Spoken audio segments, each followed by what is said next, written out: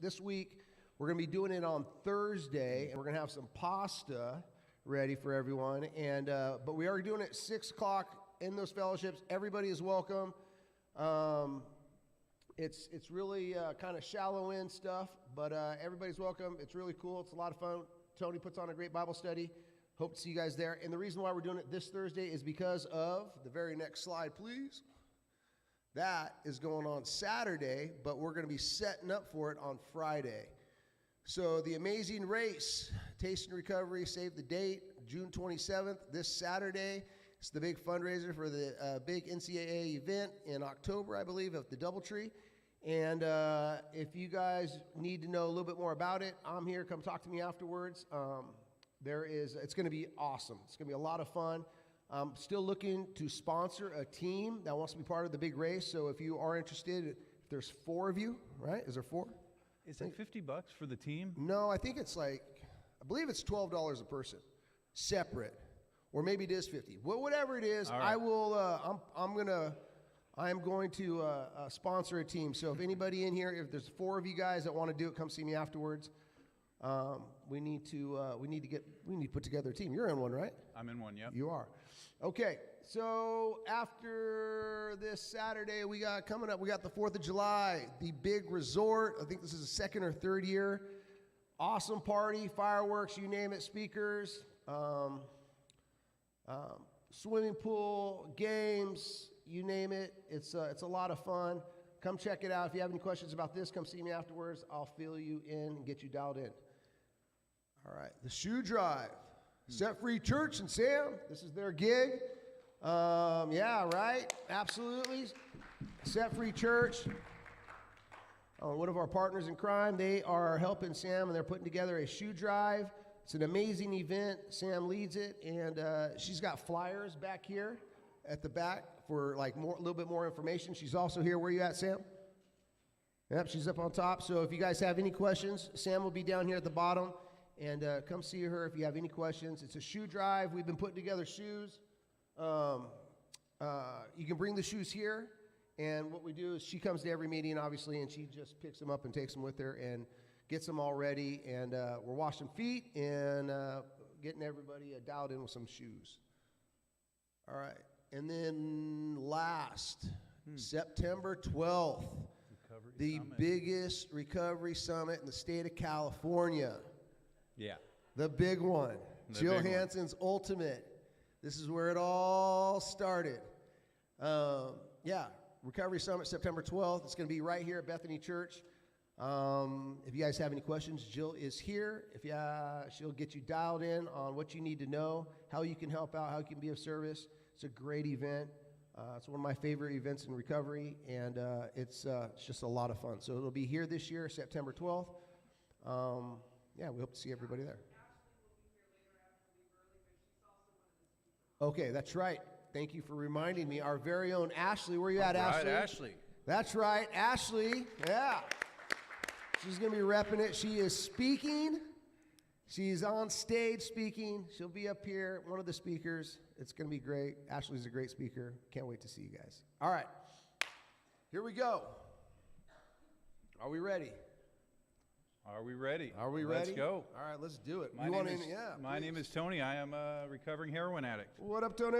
Grateful to be in a meeting. Grateful to be sober, hanging out with you up here tonight. Yeah. We're going to try something a little different? Try something a little different. I got a question, though. Yep. So where did you come up with this idea? How did this come about?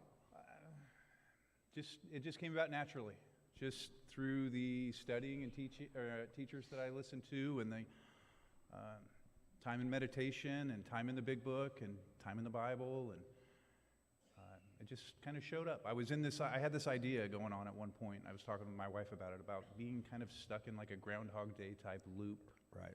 Feeling like, hey, I'm sober, things are good, I feel okay, but I'm still kind of in this loop. I feel this loop, and it felt like it was something I needed to look into. Yeah. And so I just started freeform writing and just kind of came up with these ideas. And we're going to read through this tonight, and then we'll kind of break it down. Let's do it. All right, here we go. So open your minds just a little bit. Just a little bit. Most people think Jesus came to create a religion. But what if he came here to wake you up? Because when he said the truth will set you free, he wasn't talking about information. He was talking about how you see. Because most people aren't trapped by walls, they're trapped by patterns. Same thoughts, same reactions, on repeat. And then he said, whoever loses his life will find it. Not dying, but letting go of the version of you built from fear, from the past, from needing approval. Because if you do not move forward, you just repeat. And then forgiveness, not soft or passive, but powerful. Because when you don't forgive, you stay tied to the pain. You carry it, you relive it, you become it. Forgiveness breaks the loop. And then this, do not worry about your life, because anxiety is trying to control what you can't. But when you let go, your body relaxes, your mind clears, and life starts to move again. And then something deeper. Become like a little child, because a child isn't stuck in the past. It doesn't fear the future. They're present, free. And maybe that's the point, not to become more, but to return. Because the truth is, you were never stuck. You were just repeating. And the moment you see that, something breaks. Not you, the loop. And maybe that's what he meant. Not worship me, but wake up. That's right. Because freedom was never out there. It was always here, inside you. And once you see it, you can't unsee it. And that's what we're going to unpack tonight. And let's start with some anchors. Let's put some things together, and we'll go back into this thing, and we'll kind of break it down, and we'll tie it all up, and we'll share experience around recovery and around this walk that we're on together. Let's do it. And I got to mention, on Sunday night, we were at the best meeting of the week. That's right. HA Sunday night. Big Red Church. Big Red Church. There was, it's the best meeting in town, and there were 7 of us there that night. It's beautiful. I'm telling you, that is the spot. It is. And my buddy Jared was there, and we were reading from the big book. Yeah. And he read the bottom of page 17, and at the bottom of page 17 it says this. It says, the tremendous fact for every one of us is that we have discovered a common solution on which we can absolutely agree, and then it goes on for a second. But then it says, this is the great news this book carries to those who suffer from alcoholism. And when Jared said it, he read it, he shared, and then he went back to it, and he said, the great news. The great news. Like, he said it with, I see it, I feel it, I sense it, I've experienced it. Yeah. And it's powerful. Yeah. It's powerful. It was sincere, authentic. It was real. Yeah, conviction. And I love how, the gospel, right? What the gospel means is the great news. So the first 4 chapters of New Testament in the Bible, the gospel, right? Yep. That's what it means, the great news. So it's sharing the good news, knowing the good news. Yes. And I'm willing to bet the authors kind of knew what they were talking about here. Yeah, it's beautiful. We talked about it a little bit earlier, you and I, but that big book of Alcoholics Anonymous and that book. Yep, those 2 The books. messages they're intertwined. Yes. They're the same message. Yep. And it's beautiful. I love it. So here we go. So let's go back into the reading, and we'll kind of break some things out, and we'll kind of just see what shows up. So the first thing that I talked about was most people aren't trapped by walls. They're trapped by patterns, the same thoughts, the same actions, just on repeat, just on repeat, just on repeat. Yeah.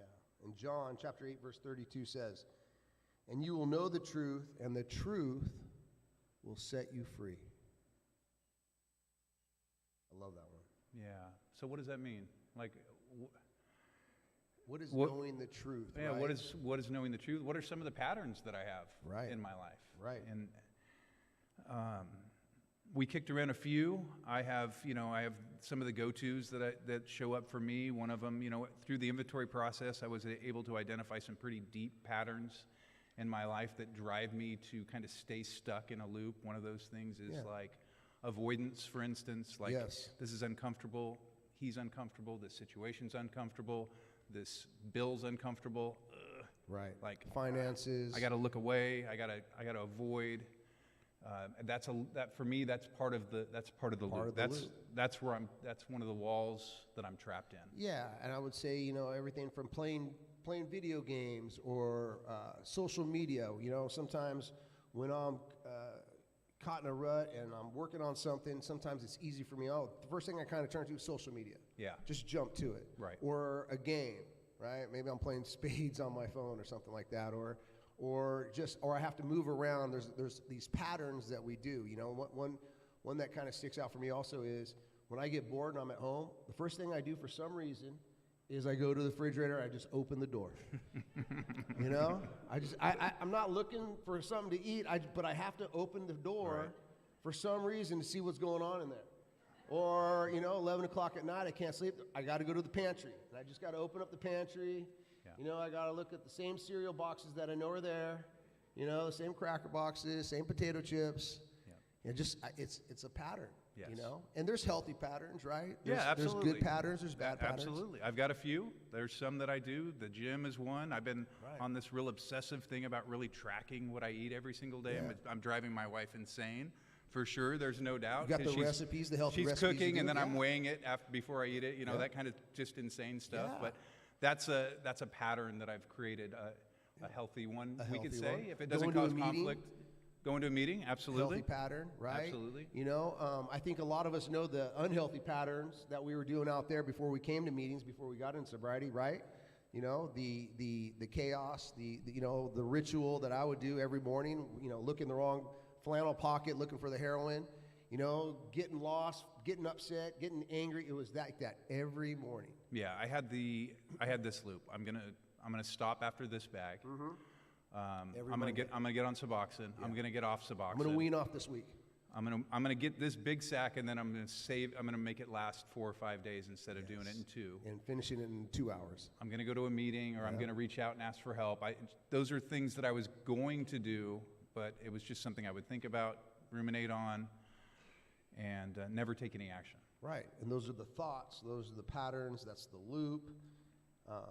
You know, driving the thoughts. You know, I like what you said, the avoidance, the isolation. Yes. You know, even in sobriety, we find ourselves doing that, right? You know, we get caught up maybe not going to a meeting, then before you know it, 2 or 3 weeks later, we're still not going to a meeting, you know, or missing the gym, right? Yep. Something we want to do to stay healthy. Well, I'll start next week. Right. But it's recognizing, it's seeing those loops, seeing those patterns. Awareness. And that's what's beautiful about recovery, is that it's helping us with that, right? So Jesus is telling us what to do. Recovery is giving us some practical action. It says in the big book where we were reading,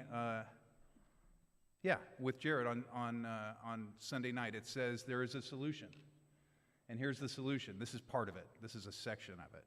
Although almost none of us like the self-searching, the leveling of our pride, the confession of our shortcomings, which the process requires for its successful consummation. But we saw that it really worked in others, and we had come to believe in the hopelessness and futility in life if we have been living it. Yeah. Inventory, taking it to a sponsor, taking it to the higher power, confessing it to ourselves. 4 and 5. And we cannot heal, right, what we don't acknowledge. Absolutely. Right? We have to... You know, knowing it comes from the experience, whether it's opening up the pantry door, counting our macros at home, right? We have to recognize that loop. We have to recognize that experience and see it. And once we see it, okay, you know, it's like confession, right? Yes. Seeing it, and then now I'm going to talk to you about it, or I'm going to talk to somebody about it, and okay, now we can create a plan. Yeah. Yeah, but just talking about it, putting it on paper. Yeah, writing about it is powerful. It's powerful. Absolutely. So steps 4 and 5 are exactly this: turning the light on ourselves. So we know this. We may not believe this, but it's not to punish us, and it's not for us to relive all the painful things and to feel beat up by it, but it's for us to see. Yeah. And it's going to help us see the pattern.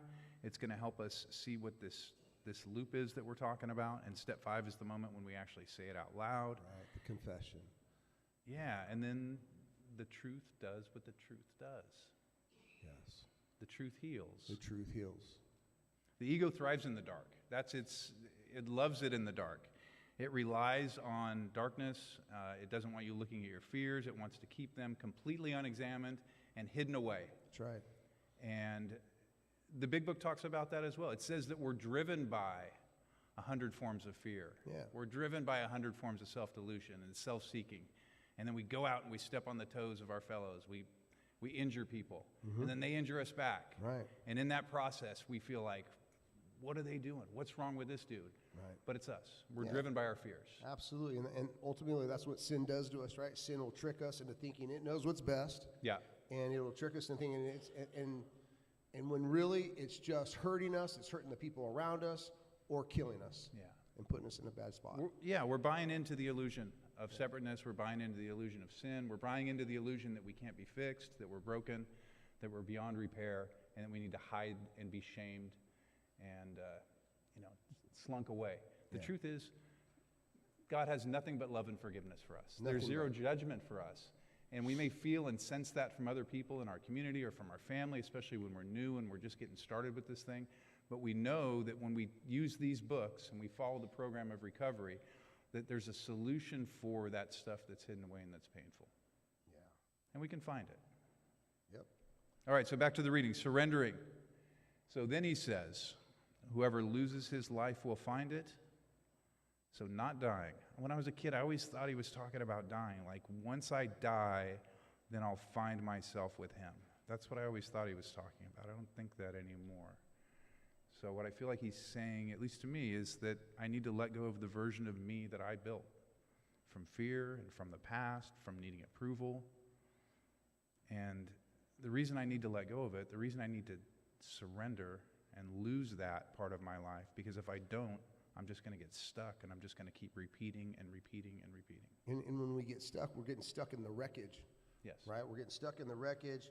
We're like I said, we're hurting other people around us, and it's, now we're starting to find our way out of it. Yes. In Matthew 16, verse 25, it says, "For whoever would save his life will lose it, but whoever loses his life for my sake will find it." What a challenge. How do I do this? How do I follow that direction?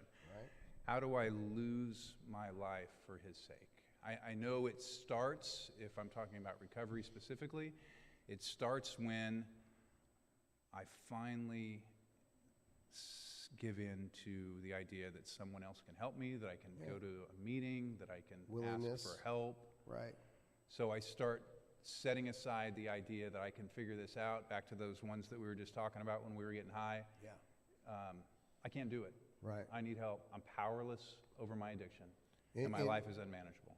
And it's like when we, Luke 9:23, deny yourself. It's there's Brian's will and there's God's will. Right. And it's recognizing, like, Brian's will, it's, he wants to jump into all those bags of chips in the pantry.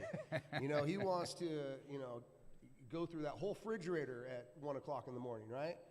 But, if I can deny myself, right, and recognize it, deny Brian's will and follow God's will. Yes.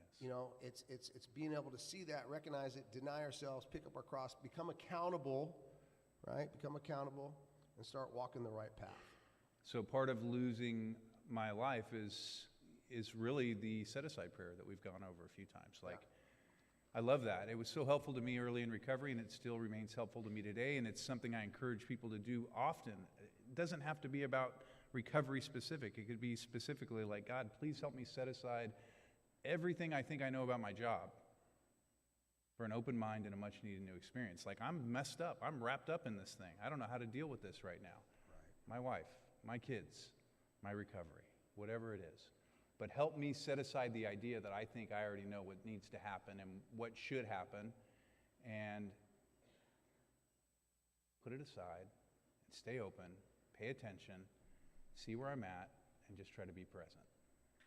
Because the false self, the false self was built, right, to protect against what it fears. Yes. It's tricking us. Yeah. So just like we were saying earlier. 100%. Where the true self is what God created, right? I have here written down, it does not need to perform or protect, and And what we're trying to ultimately do is release that. We're trying to let go. It said, go. you know, in the big book it says that selfishness and self-centeredness is the root of our problems. Like, that's what it's all about. It's my thinking about myself and what I need to happen. Yeah. And so we're trying to let that go. And in recovery, we've got to let that go. So we're going to do the third step prayer. We put it up here just because it's huge, right? All right, so here we go. God, I offer myself to thee to build with me and do with me as thou will. Relieve me of the bondage of self, that I may better do thy will. Take away my difficulties, that victory over them may bear witness to those I would help of thy power, thy love, and thy way of life. May I do thy will always. Yes. Yeah. Right? Bondage of self, that is the loop. And the prayer is the request to be released from it. Yes. Beautiful. All right, movement number 3. Breaking the loop from the reading, it says forgiveness. Not soft or passive, but powerful. Because when you don't forgive, you stay tied to the pain. You carry it, you relive it, you become it, and forgiveness breaks the loop. And that's the deepest danger of unforgiveness. We don't realize that it's binding us, that it's got us, that it owns us, you know, and we became the very thing that we want to get rid of. We're just stuck. So we have so far, we have seen the loop, right? Seen Yes. the pattern, surrendering, right? And then here we are breaking that pattern up, right? Matthew chapter 18, verses 21 through 22. Then Peter came up and said to him, Lord, how often will my brother sin against me, and I forgive him? As many as 7 times? He asked. Jesus said to him, I do not say to you 7 times, but 77 times. All right, so there we go. Forgiveness, not soft or passive, but powerful. Powerful. Peter's like, should I forgive him 7 times?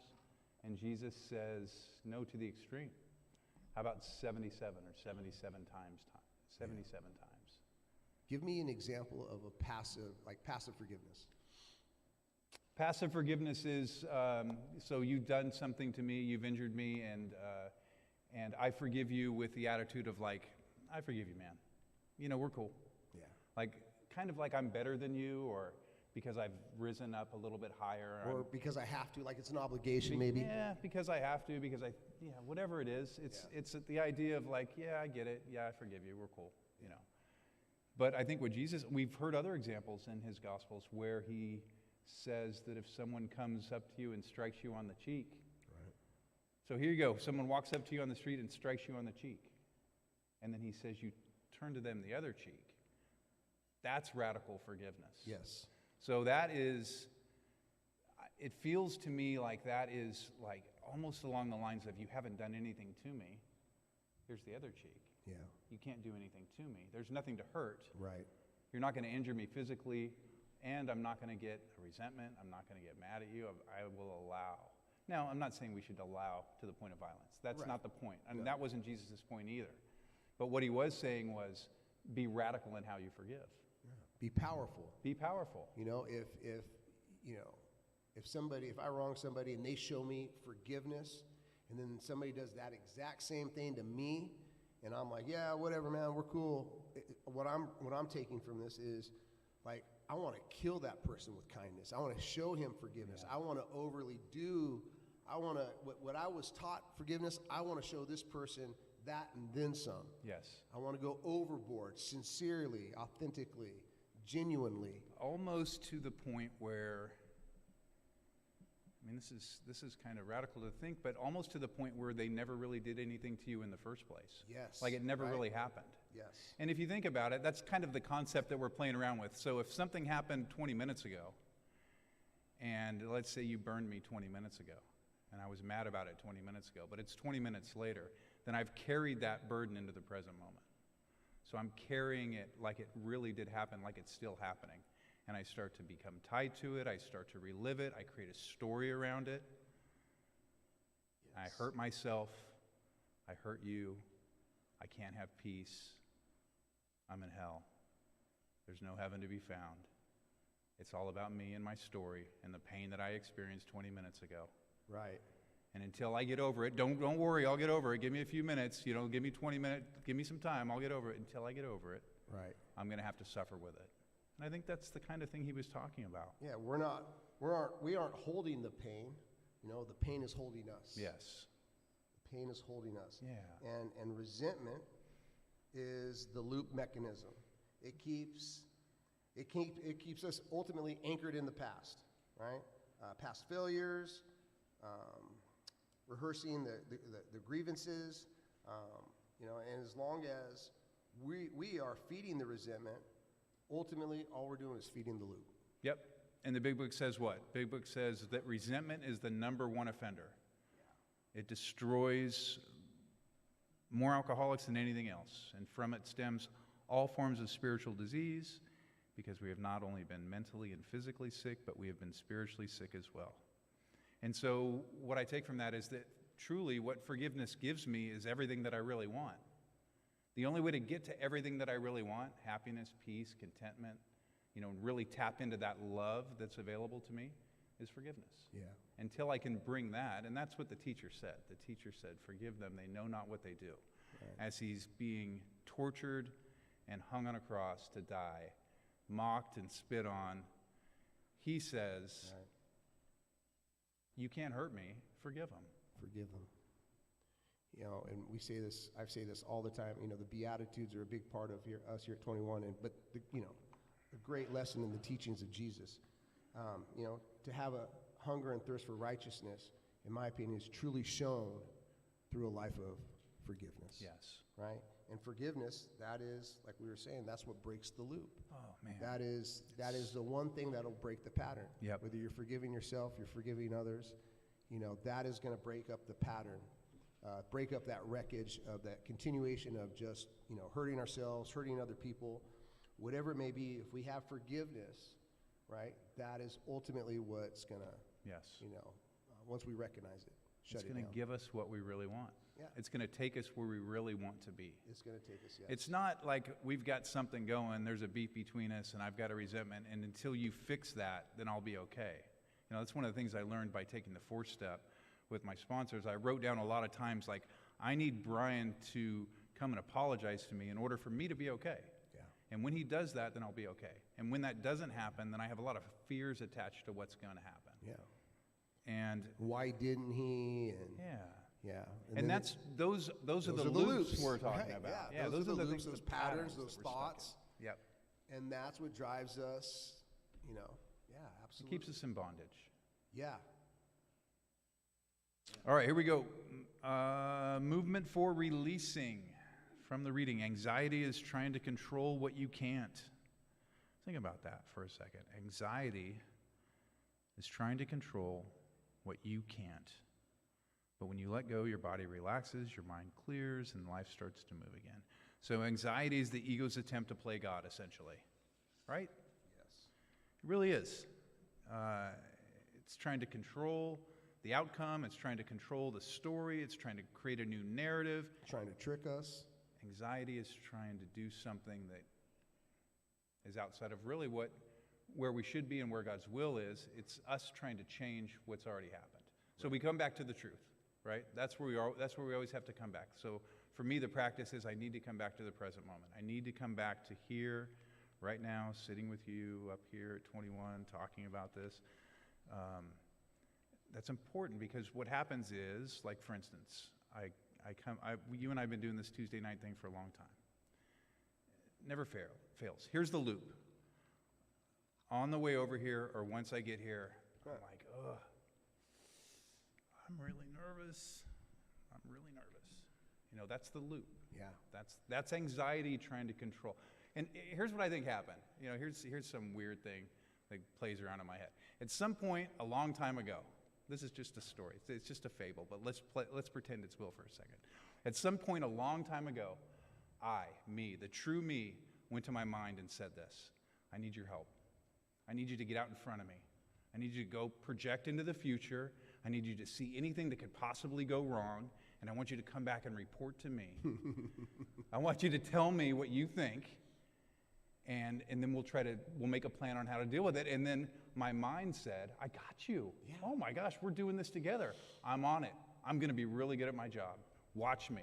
I'm going to go out there and I'm going to figure everybody out. I'll tell you what he's thinking. I'll tell you what he's thinking. I'll tell you why they looked at you like that. I got all kinds of plans. All kinds of plans. And I'll come back and I'll report, and then we'll figure it out, you and me together. So I sent that out, and then it went and did his job perfectly. And now I feel it. I feel the anxiety of like, oh, this isn't going to work out. This is so broken. How could this ever be right? It's crazy. The fears, the doubts. The fears and the doubts. Yes, the fears and the doubts. They take over. Again, the loops, right? Yep. And the pattern of just, you know what? I dropped the ball that one time. You know what? I'll probably drop it again because you know what? I got a bunch of people looking at me like I don't know what I'm talking about. Like I'm a lunatic. And, nothing makes any sense and da-da-da-da-da-da. Yep. And so why is this time going to be any different? Yes. And then before you know it, sometimes, right? And ultimately, and before we died, before we found sobriety, we would use substances. Yes. You find something, and that would just, that was our way of breaking the loop. Yeah, right? Quieting that story that was showing up. Yeah, that was the one. Instead of forgiveness, we were choosing something else to numb out, to avoid the situation, to brush it under the table, and that was our way of, okay, well, instead of me thinking that way, that same loop, those same patterns, I'm going to use substance or alcohol or whatever it may be to escape it. And for those of us that are addicts and alcoholics, as soon as we get to a certain point where we can't choose to stop any longer, it becomes a necessity and it completely controls and runs our lives. Yeah, and the body depends on it. And truly in a position of powerlessness. Yeah. And what a gift powerlessness is. Yeah. Truly. It truly is. It really is. It's a great gift. Yep. We wouldn't be up here talking if it wasn't. Nope. And those patterns, man, I mean, think about what those patterns bring. Right now, the pattern of me being angry every morning, me trying to lie and figure out what I need to do to get what I need to get. Yes. It's just another loop. Yes. A bad loop that I'm creating right up here because of fear, because of doubt, not putting myself in a position to win. Yeah, those stories can feel so real. And everybody's got a story. We talked about it a little bit on Friday night at the Bible study. Everybody's got a story. Everyone does. Everybody in this room's got a story. Something's going on. Yep. Every number has a name. Every name has a story. Yeah, that's right. Right? Right. And, we're the star of our show. We're the main player. And so when we interact, sometimes it's one of the things that I love about recovery is that when I first got into North Park, I had this powerful story full of shame and guilt, and I've hurt my kids, I've hurt my family, my Couldn't mom. look at myself in the mirror. I'm broken. I can't look myself in the mirror. I can't do it. This is the story that I was telling myself when I got here. So that's the extreme when we're brand new. And then what I got from the men in recovery was, we're glad you're here. Yeah. Man, just keep coming back. And they didn't, especially my first sponsor, he didn't try to change the story for me. And he would listen to my ramblings, and he would tell me, man, that sounds so uncomfortable, man. Yeah. Let's get to the work. Right. Let's get to the work. Same with me. For me, it was the big book, working the steps, and then finding my way, right, to the Bible, and understanding that it's all a gift. And looking at it from gratitude, it's not a challenge, it's not a trial, it's not a punishment, but it's an opportunity to break that loop, an opportunity to break up that pattern and to persevere, to lean on God and persevere, as we learn in, trials and temptations in the book of James. It's beautiful. And you pulled that from James through the process of taking the steps and kind of finding your map through recovery and then to the book of James. Yep. The Jill Hansen, who's walking away at this moment, she had this recovery summit, put her on blast like that. And, I really started to get into the big book and I started to recognize faith without works is dead. And I started to see it, and I started to see it, and I started to be like, where did this come from?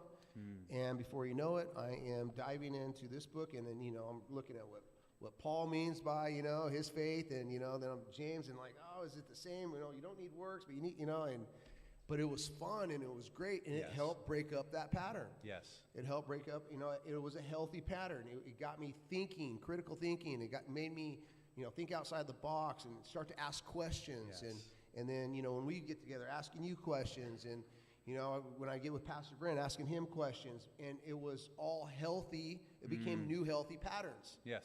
And, it motivated me and encouraged me. And, that's what a good, healthy loop, I think, does. Yes. Right? Going to the gym, eating healthy, getting together, whether it's Bible study or coming to a meeting, getting with your tribe, getting with your peoples, and just having fun, going bowling, playing softball, whatever it may be, whatever you enjoy to do, let that be that help. Let's create a healthy loop, a healthy pattern. That's the beauty of the community, 21, 12-step community, church community. Yeah. If you can really get in. Yeah. And not hang out on the fringes, but if you can really get in. Yeah. That's one of the things I love about 21. Like, Quentin was here setting up chairs, and he asked me if I'd get involved and help set up chairs. I said, of course, because he started to phase out. And I came a few weeks and did it, and then it wasn't long, at maybe 2 or 3 weeks, I would come at 5:20 and 5:30, and there would be 3 or 4 bodies already in here setting up chairs. People that want to get into the community, want to get into the center of the pack. Absolutely. And then we got, before you know it, they're showing up to Bible study. Yeah. And then before you know it, they're signing up to help out with a baseball camp. Yep. And they're just getting more and more involved. Now they were helping doing a teaching at Salvation Army. They're just everyone's getting involved, and that's what it's all about. It's about helping one another climb up this mountain. There's 1,000 ways up, but there's only one view. The That's same right. view is the same for all of us. And, That's right. and if we stay in that pattern, that loop, like, oh, this is the only way, and, this is that, but if we can hang around people and learn from one another and create that healthy pattern and figure out a way to encourage one another, step work, scripture, whatever it may be, it's a positive way for us to stay healthy and to stay whole. Yes.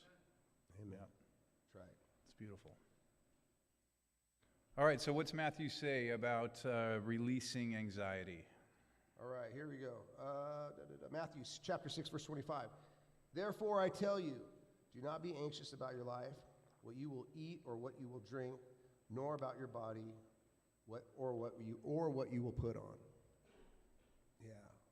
Talk about anxiety, right? Yeah. Why create it? Right. Why worry about, the small things, the spiritual dust?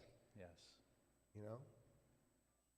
Why? So we can get outside of our head and just start going cuckoo. Gives us the illusion of control, I guess. Yeah. Because my ego wants to really be in control and run the show. Right. I know that's true. And so what I need to do is I always need to return to the present moment. I need to return again to this moment. Right. Because this is where the power is. This is where everything's happening. Yeah. Nothing's happening outside of this moment, nor has anything ever happened outside of this moment. It's impossible for something to happen outside of this moment. But what I do have the ability to do is go back and drag the thoughts and the painful thoughts. Really, it's 100% thoughts. I can go to the back and I can pull those things into this moment and I can beat myself up with it. Or I can go out in the future and try to figure it out. And so then I'm not here. And so that's the practice. The practice of releasing anxiety is getting back to what's real. And what's real is this moment and nothing outside of this moment. Staying in the present, absolutely. When we try to control things, I think it's that fear of abandonment. Yeah. Right? It's we're just completely afraid of what, we put in our heads the negativity, or we already have in our mind, it's the whole, why does God hate me so much? And, why is my luck always this bad? I mean, we put ourselves there. Yeah. We completely put ourselves in that position. And by releasing that, releasing the anxiety. Yeah, we need help, and we need help. We need sponsorship, we need the program. And here's something that the Big Book says about returning to the present moment, about what's going on with anxiety. It says acceptance is the answer to all my problems today. Acceptance of what is. When I'm disturbed, it's because I find some person, place, or thing, or a situation, some fact of my life, something I believe to be true, unacceptable to me. And I can find no serenity until I accept that person, place, thing, situation as being exactly the way it is supposed to be at this moment. So acceptance is not giving up. Acceptance is releasing the grip and stop. We're not allowing God to just be God. Yeah. We're trying to control the narrative. We're trying to control it instead of just, trusting God. Yes. And I have here in my notes, so the opposite of anxiety isn't relaxation, it's trust. Yes. Right? It's Yep. trust. And that's what we're trying to get at here. That's how we can release, Yes. right? Is by trusting God. Yes. Getting out of Brian's will, denying myself, but really trusting what God has planned, what Beautiful. God, the present moment. Yes. Instead of worrying, instead of looking into the future, creating the anxiety, or looking backwards and creating the depression, it's, it all starts with trusting God. I like it. Yeah. All great spirituality is about letting go. That's why we're here, right? To surrender and to let go. We get help all over the place, but the way the big book says it in the 11th step is that we pause when we're agitated or doubtful. So there's the instruction: pause when we're agitated or doubtful, and then we ask. We pause and then we ask for the right thought or action. Yeah. So we have some specific instruction on how to deal with when we're out of sorts and we're taken over by anxiety and we're trying to control and run the world. So, So we have, I'm just going to jump in real quick. So we have recognition, right? Confession, seeing it, understanding it. Then we have surrendering. Then we have breaking the loop with forgiveness. Yep. Right? And we just hit on releasing it, letting go, and taking that pause. And once we hit that pause, now we can, reset and try to get out of it. Return again, ask for the right thought or action, get back to the present moment. Yeah. Awesome. All right, so let's get through this. So from the reading, become like a little child. I love this part. Because a child isn't stuck in the past, nor does it fear the future. They're present and free. And maybe that's the point, not to become more, but to return. And a child is genuinely present with what's in front of him. They don't carry any of the past or future around with them. Right, and they haven't developed any bad patterns. Yes. Right? They haven't experienced enough. All they know is what to be, in the present. And, open up that pantry, Cheerios. I'm going to, Captain Crunch. Yes. Right? And excited about it. It's that genuine, and whereas as we get older, we start to recognize, or we start to develop those bad patterns, or those loops. And, if we could just figure out a way to get back to it. Right? Matthew chapter 18, verse 3. Truly I say to you, unless you turn and become, I'll say that again, unless you turn and become like children, you will never enter the kingdom of heaven. Turn and become, not pretend or imitate, but turn and become. Yeah. So come back. Come back. Oh, I like it. Come back. Step 12. Having had a spiritual awakening as a result of these steps, we tried to carry this message to alcoholics and practice these principles in all our affairs. Freedom is on the other side of the steps. If you haven't got a sponsor and you haven't done step work and you haven't really got into the process, I want to encourage you to get into the process. There is so much peace on the other side. And here's how I know, because I have a lot of friends that are on the other side. Yeah. And they'll tell you about it. So that part is just so beautiful. And then the promises, we're going to know a new freedom and a new happiness. We will not regret the past, nor wish to shut the door on it. We will comprehend the word serenity, and we will know peace. We will suddenly realize that God is doing for us what we could not do for ourselves. Yeah, the kingdom of heaven isn't a destination. It's a way of being fully here, fully present, childlike, awake. Yes. I love it. I like All right. that. Yeah, go ahead. So here we are at the end. Because the truth is, you were never stuck. You were repeating, and the moment you see that, something breaks. Not you, the loop. And maybe that's what he meant. Not worship me, but wake up. Because freedom was never out there. It was always here inside you. And once you see it, you can't unsee it. Let me give you a couple things that the Big Book says about that specifically. Because freedom was never out there, it was always here inside you. Big Book says we found the great reality deep down within us. In the last analysis, it is only there that he may be found. And then in another spot, it says deep down in every man, woman, and child is the fundamental idea of God. In Luke chapter 17, verse 21, it says, the kingdom of God is within you. Yes. And then in John chapter 14, verse 20, I'm in my Father, and you in me, and me in you. Right? It all comes together. Yeah. Right? These books, these gifts, they give us the solution. Yes. A common solution, right, that we all can agree on. Similarities over differences, and, and to share it. That's the great news Jared was That's the talking great about. news. That's the gospel. That's the gospel. Gospel, good news, the great news. Right? That's the great news. There's a way out. There's a way And we're out. sure, I'm sure, God wants us to be happy. I'm right. sure of it. Absolutely. We all deserve to live as if all our prayers have been answered. Yeah, absolutely. We got to this point. Let's enjoy it.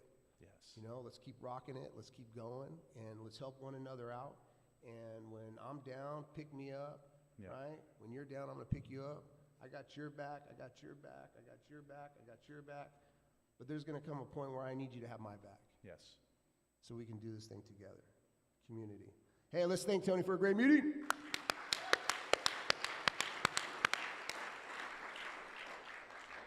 Hi, my name is Rowan, and I'll be reading Walking Together.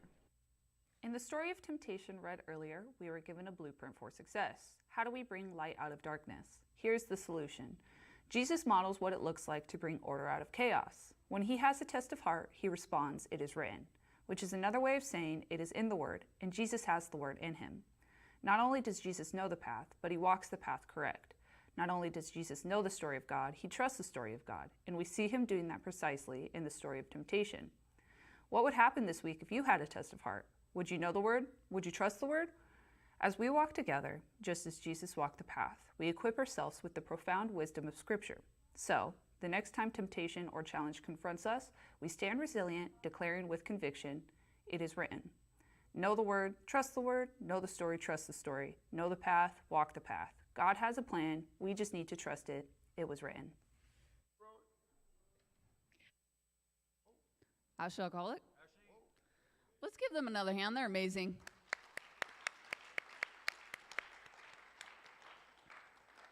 All right, if you guys want to get connected to us, there's our website. We have all our event information on there. Scan the QR code if you feel like giving to 21 Pathways helps us with all the snacks we do, all the events. If you could help us stack chairs after, that would be awesome. We have 2 baptisms tonight, so if you want to, give them a hand for that. If you want to stick around for that, we're going to do that right after this. And if you'd like prayer for anything, I will be up here. You can come up here, and I would be happy to pray for you. And Before you do the Lord's Prayer? what about? Oh, well, we always play a video just because we gotta stick with our program. But can you guys play Titus real quick before we finish out with the Lord's Prayer?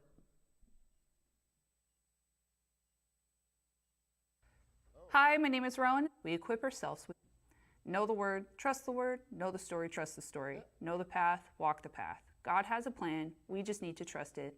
It was written. Thank you, Rowan. Hi, I'm Carol, and I'm reading Titus 3:3-7. We too were foolish, disobedient, deceived, enslaved by all kinds of passions and pleasures. We lived in malice and envy, being hated and hating one another. But when the kindness and love of God our Savior appeared, he saved us, not because of righteous things we had done, but because of his mercy.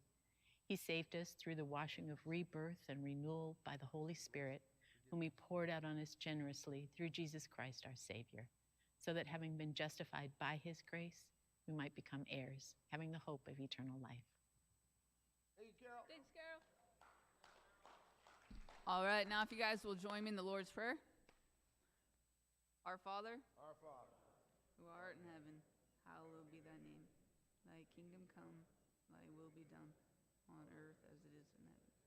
Give us this day our daily bread, and forgive us our trespasses, as we forgive those who trespass against us. And lead us not into temptation, but deliver us from evil. Thine is the kingdom, and the power, and the glory forever. Amen. Amen. Trust God, put in work. Trust God, put it work.